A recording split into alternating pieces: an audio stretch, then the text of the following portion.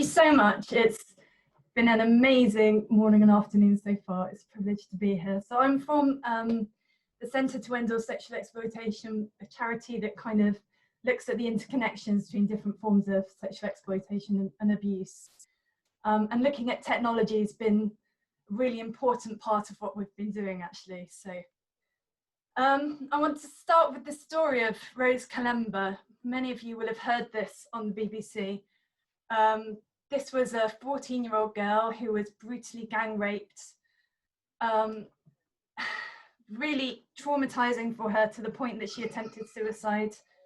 But a few weeks later at school, she was shared into a link that took her to Pornhub and videos of her rape.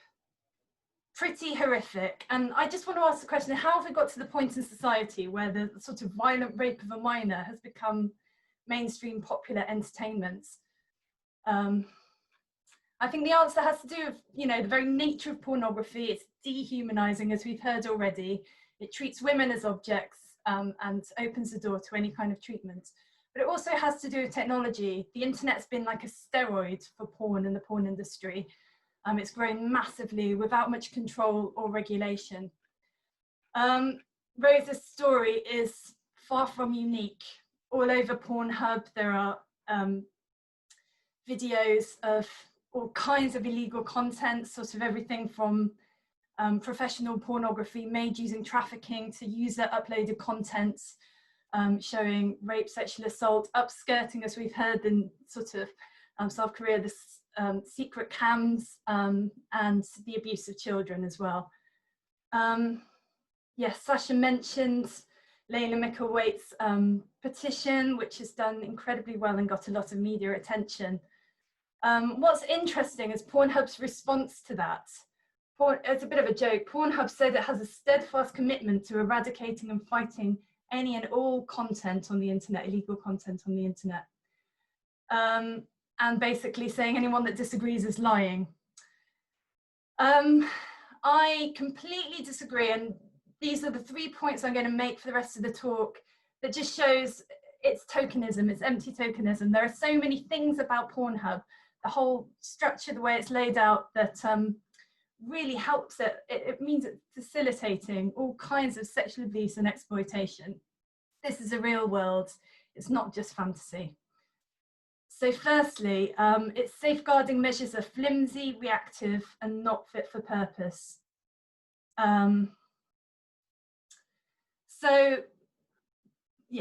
In the new online harms bills, the government is trying to address the kind of harms of technology. It's finally recognising that this cyber libertarianism is failing us. It says that companies should have kind of safeguarding at the heart of their whole culture and structure, that it should sort of be inbuilt. And the absolute opposite is true of Pornhub. It evolved through aggressive market expansion, and safeguarding measures just been bolted on as an afterthought. The website is set up in such a way that makes it ultimately easy for anyone to upload virtually any content with zero friction. All you needed to do to upload content and to become a member was to have a photo of yourself with a username, no kind of other ID. Actually, last Sunday, they did add a tick box disclaimer, presumably in response to the pressure from the Trafficking Hub campaign. It does nothing, and it's amazing that it wasn't there before. Yeah, so Pornhub has the capacity to be far more proactive in stopping the spread of illegal videos, like most tech companies, but instead, the onus of flagging abusive content falls on users and very often victims, which is very traumatizing for them, but it's also not very effective, especially because Pornhub is not very responsive to requests to remove harmful content. So, for example, when Rose Kalemba became aware of the videos of her rape, she repeatedly begged Pornhub to take them down over a period of 6 months, but they ignored her. They just took no notice until she posed as a lawyer and threatened to sue them. And in the famous Girls Do Porn case, where 22 women tried to sue a sort of parent channel on Pornhub, the lawyer said it was only when it was obvious that, MindGeek, sorry, the owner of Pornhub, it's obvious that they were going to lose the case, that they finally took the videos down. So they came down in October 2019 when the owner of the Girls Do Porn site was actually arrested. But they soon popped up again, and that's the problem. Illegal content can be edited slightly to circumvent the kind of fingerprinting technology that supposedly tracks it and keeps it off the site. So they're just not fit for purpose. They are useless. Okay, the second point about Pornhub is that it's completely bulldozed over child protection laws. Pornhub has the capacity to tag every single image, but because it's got a very complex distribution network and a huge volume of third-party content, this would be very expensive and complicated. So instead, it chooses to shape the regulation in order to support its evolving business model. So Pornhub's lobbying arm, the Free Speech Coalition, has put millions of dollars over the years in protecting its own interest and riding all over the interests of vulnerable women and children. So firstly, in 2002, it succeeded in overturning the Child Pornography Prevention Act, many of you will know. So before, it wasn't allowed to sort of represent a minor in a sexually explicit context, but now it is. Almost overnight after this law was there was an avalanche of material with very young looking girls, flat-chested, with braces and ponytails, being aggressively penetrated by older men. Absolutely horrific. And at a time when there's so much real child abuse material, I mean, it's a huge problem. You wonder how it gets away with eroticizing and glorifying sex with minors.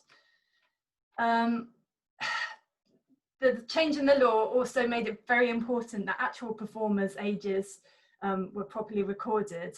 But the porn industry then overturned Section 2257 of the Child Protection and Obscenity Enforcement Act, that required industry to keep strict and transparent records of performers' ages and allow them to be inspected at any time by federal agents. They said it was an undue burden on pornographers' free speech, and it violated Fourth Amendment protections against warrantless search and seizures. So the poor porn industry, it's basically prioritizing their complete freedom from any kind of liability, financial or legal, over children's rights to be protected from exploitation. This is what Gail Dines and David Levy says: porn has become big business, flexing its political muscles to fight regulation it sees as costly, with wanton disregard for the consequences. Again, this isn't a company that cares. Thirdly, I think Pornhub facilitates sexual exploitation by creating all this kind of pseudo abuse, which has been discussed by other speakers, you know, all this horrible depiction of all kinds of rape and abuse. Interestingly, it has very extensive terms and conditions that forbids even the depiction, even the representation of all sorts of things. So you can see here on the left, you can't depict underage sexual activity, non-consensual activity, revenge porn, blackmail, torture, etc., etc.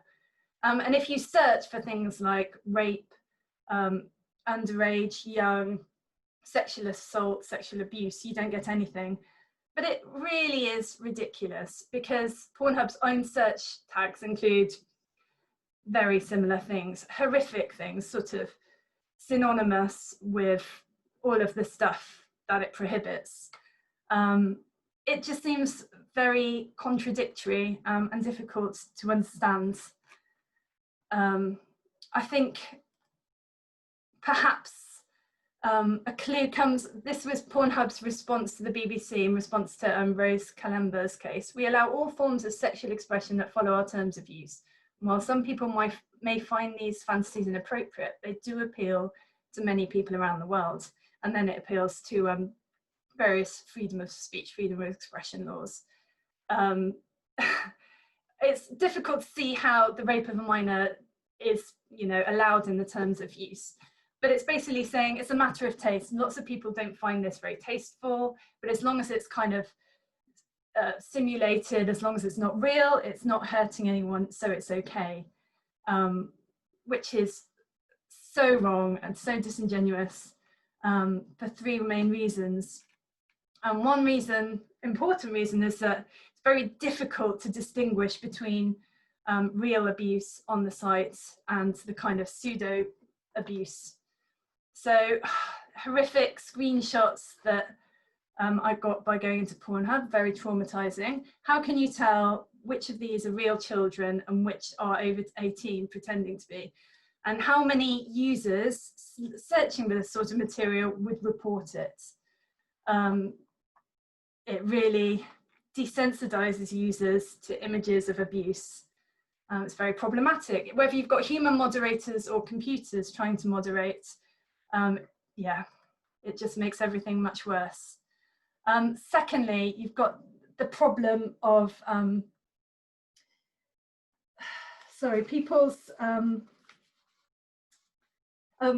driving the demands for real abuse.